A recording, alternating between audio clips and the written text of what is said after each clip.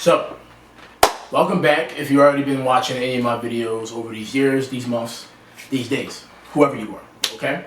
And if you're new, I usually talk about behavioral health, fitness, mental health, social stuff, things I've learned, just giving advice, about my anger issues, depression, things like that. And just stuff people taught me, just life experiences, that's all this is about. Yeah, that's about it. So today's video, right, is me talking about U.S. Army, okay, and why I signed up. This is a tough decision that I made in my life when I first made it. I was 16 years old, fresh out of high school.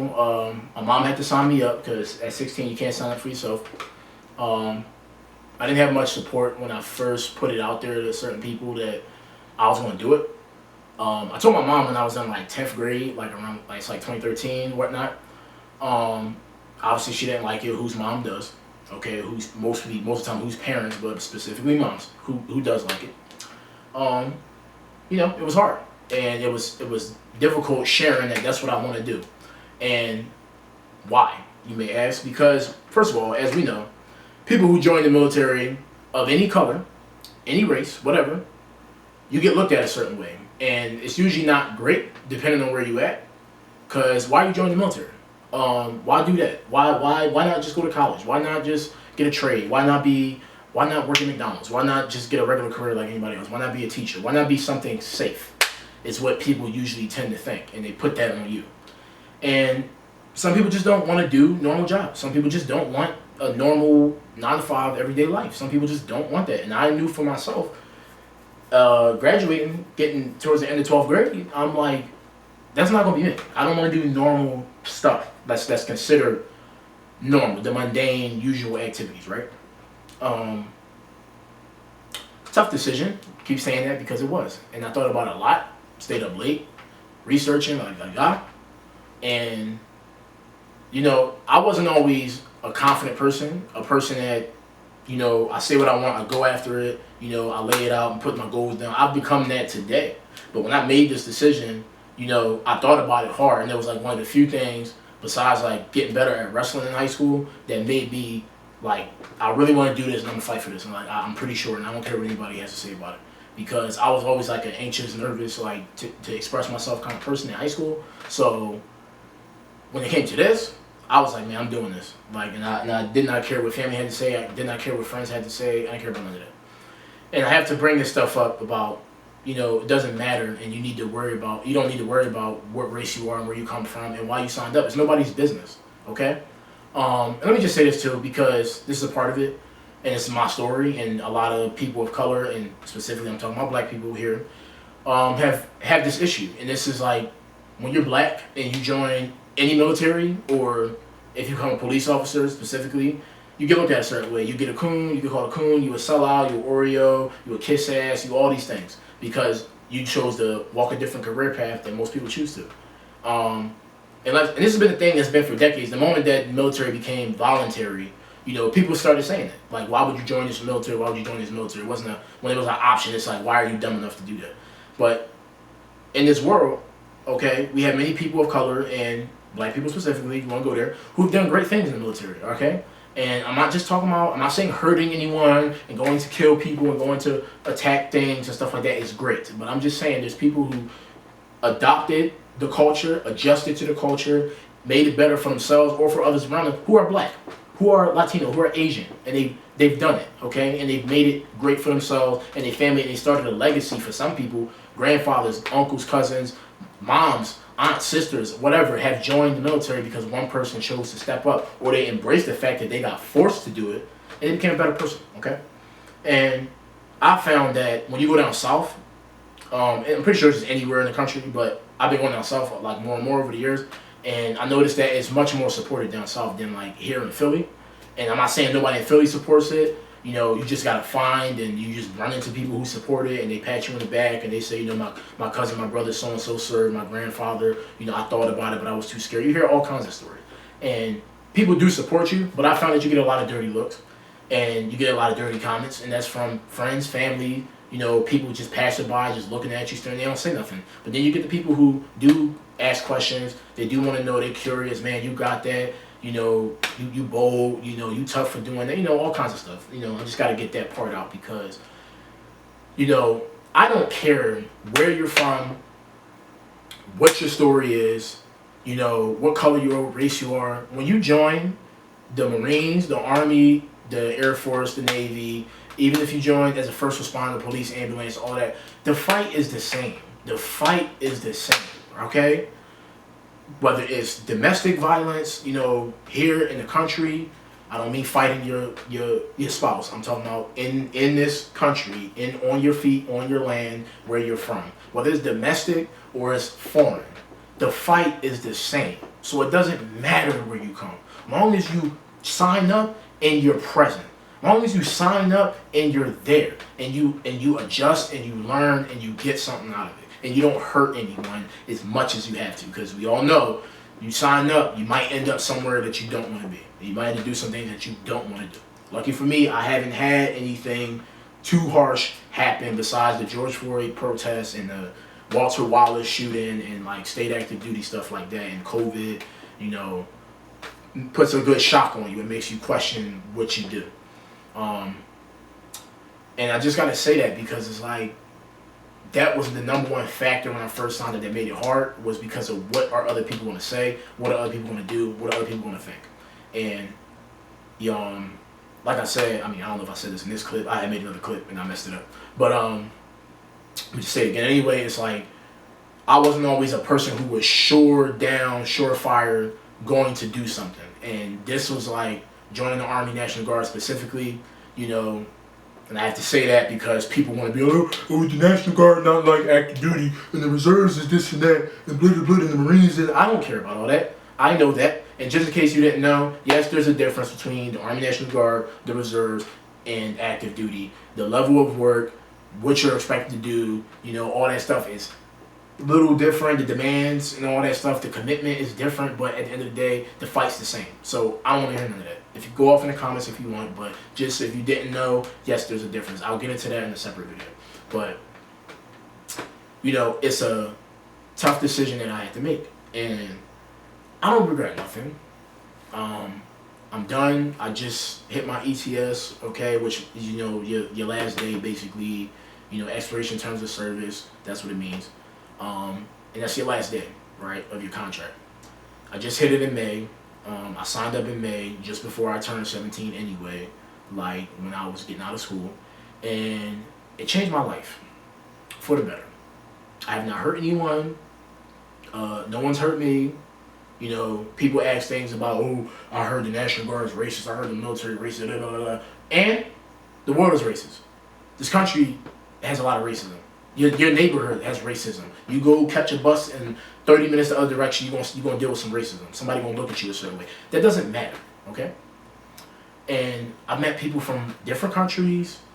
In just a few months, my life changed and my eyes opened up so much more than just being in high school or just being in my neighborhood. It's great, and I can't recommend it enough.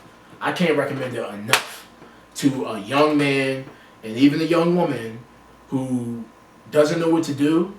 If you just want to take a bold move and a jump and try something you never thought you would do, I wouldn't say don't join the military. No, do it. Do it. Because I learned so much, okay? Like, my fitness level is higher than it's ever been.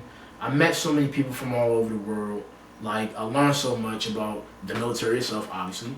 Then, there's always more to learn, I didn't travel everywhere, but I've been to a couple different states. We do trainings and things like that. It's fun to me. And I'm not trying to sell this to you. This is not a sponsored video or anything yet, maybe one day. So, but I'm not trying to sell it to you to make you sign up. I'm just telling you that I had a good time.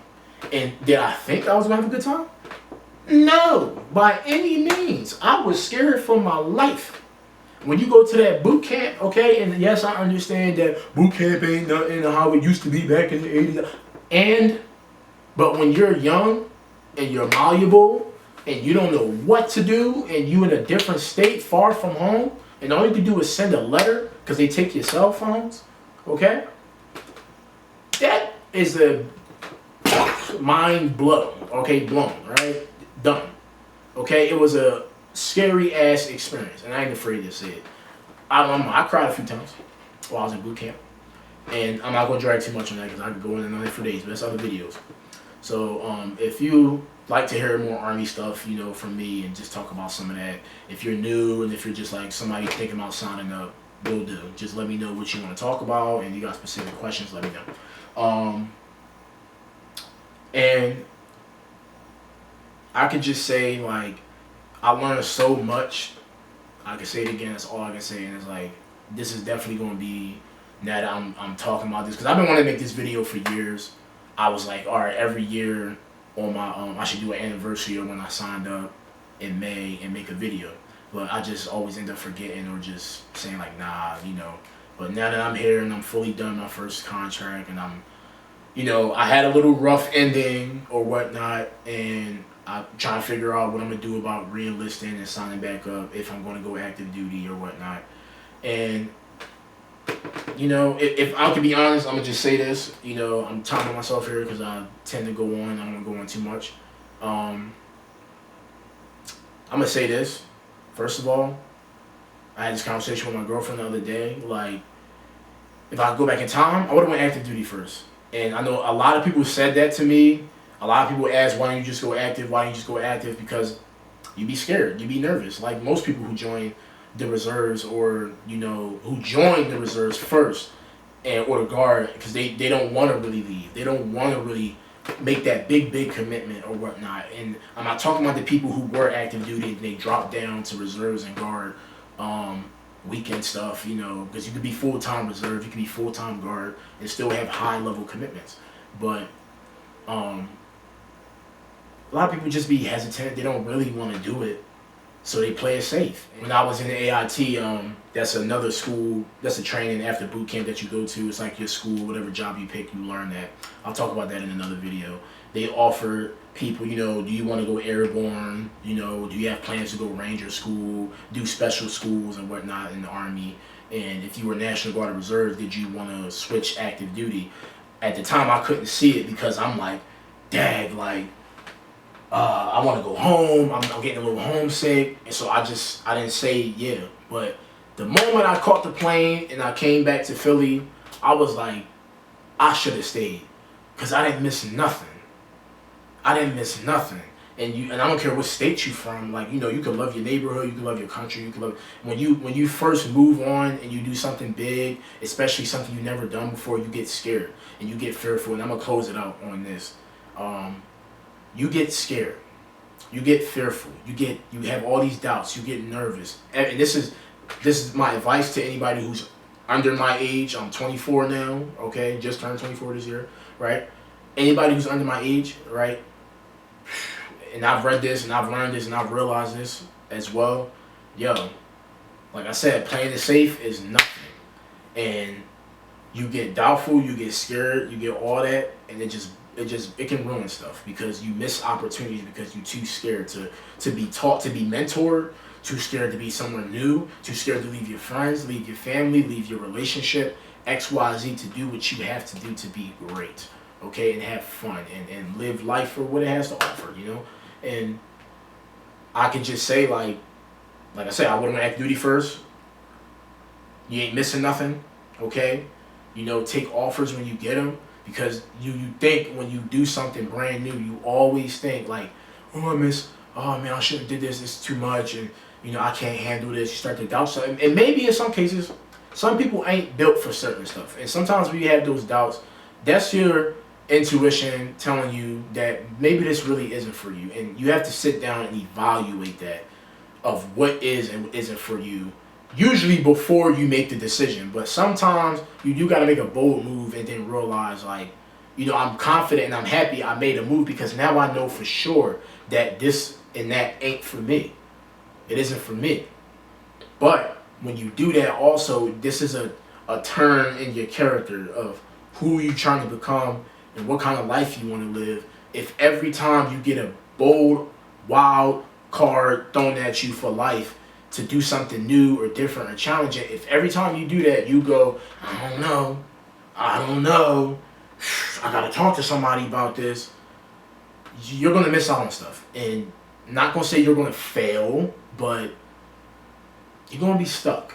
And you might just be, this is how people fall into the repetitive, same hours, same job, getting bored and then being frustrated and taking it out on other people and customers and whatnot, because they're not bold enough to do what they need to do, to step outside of their box and break their walls and become someone new and try something new. So I'm gonna leave it there.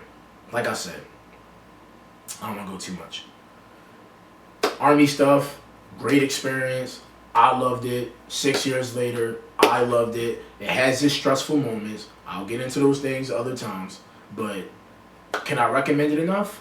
Yes. Do it. Do it. Of course, if you have family and you have kids and a marriage, you got to consider how it affects all that. But if you ain't got nothing to lose, like I said, playing it safe, if you got nothing to lose, do it. Pick a branch, do it. Any branch, any job, really, any career, this transfers to everything. This is life that I talk about. Do it. If you got nothing to lose, do it. And I'm going to just say that.